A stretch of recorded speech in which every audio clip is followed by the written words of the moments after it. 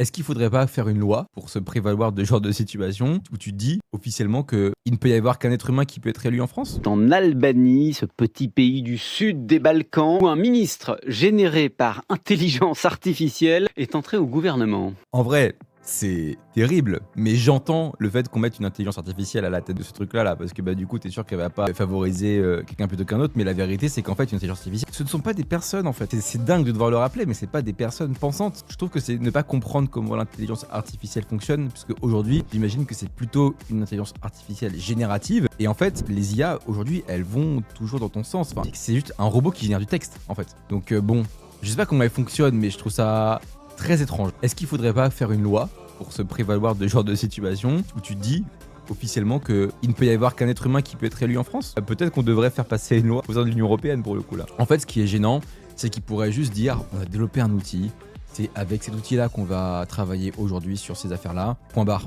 Mais non, eux, ils veulent le personnifier, tout, en faire une ministre, etc. Ils se rendent pas compte qu'ils sont en train de faire flipper tout le monde là quand même avec leurs histoires. De facto, c'est un outil. Simplement. Mais eux, ils te le personnifient et te l'humanisent. Je suis pas sûr qu'il y ait besoin de personnifier et d'humaniser un outil. Et sur fond de drapeaux albanais et européens, voilà le personnage qui assène être blessé par ces accusations Oh là venant de là. l'opposition.